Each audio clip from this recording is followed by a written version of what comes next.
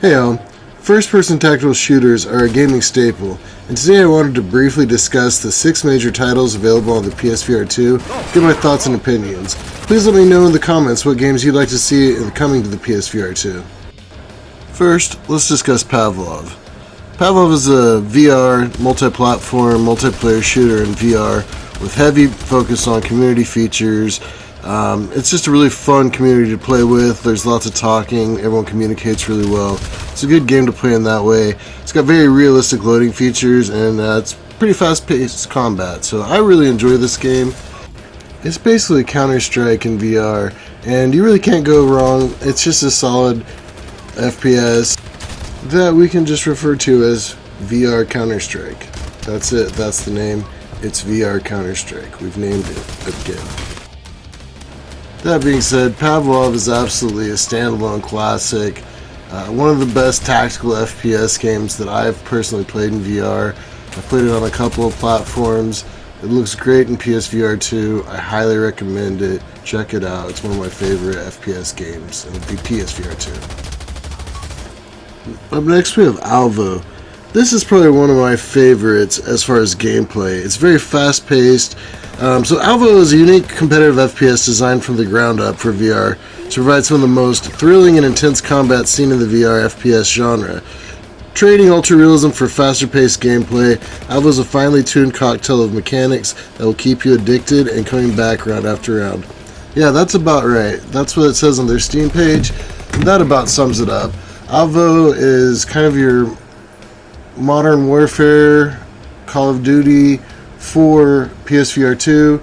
It's really fast paced, the action is all there, it's not as graphically intense, but it's amazing. Crossfire Sierra Squad. It was a good looking game. It plays well.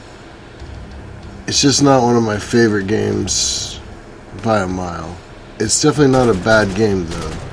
In Crossfire Sierra Squad, you're the leader of an elite paramilitary fire team within the Global Risk Organization, facing an unexpected skirmish with the rival Blacklist organization.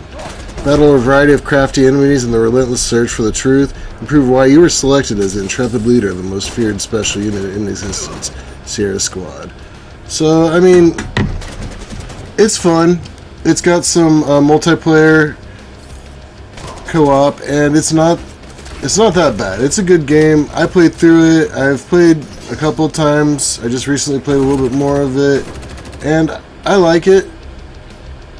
It's just not my favorite game in the world, but it's not a bad game. It's definitely a great FPS. Firewall Ultra was an interesting one when it came out. I was a huge fan of Firewall 0 Hour on PSVR, so I was kind of expecting something with more of a story mode, or at least a full-on story mode like that had. This was a really good PvP game. Not one that I played as much as I should have. I feel really bad on it. So enlist as an elite contractor in the squad up for PvP and PvE multiplayer missions. Developed by First Contact Entertainment for PlayStation VR2, who sadly later said, "We will be closing our company, First Contact Entertainment, by the end of the year." The lack of support for VR within this industry is the reason quoted for losing this title, and that's pretty sad.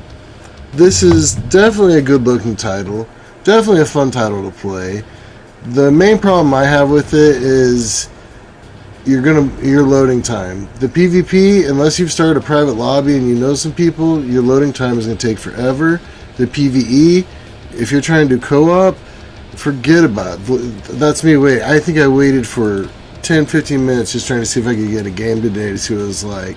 So it's not great, but it's really sad we didn't support these guys so they can make some more bangers, because Firewall 0 Hour was amazing. This game wasn't bad.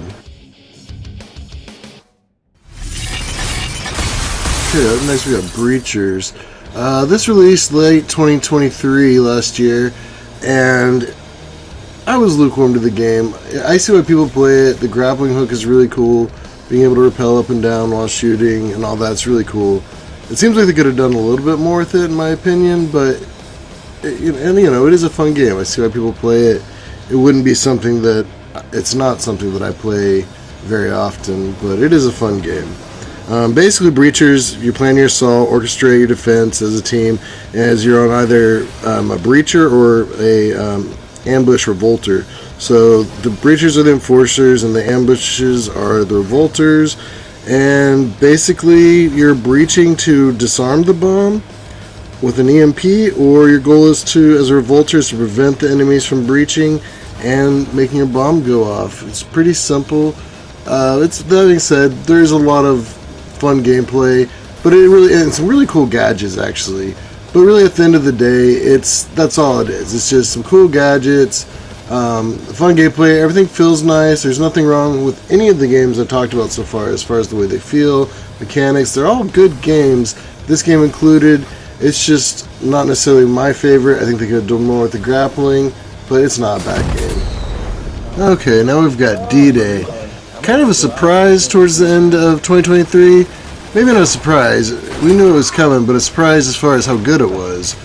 I got to participate in the beta on this game, and I thought it was a lot of fun. The crowd playing the game is a lot of fun.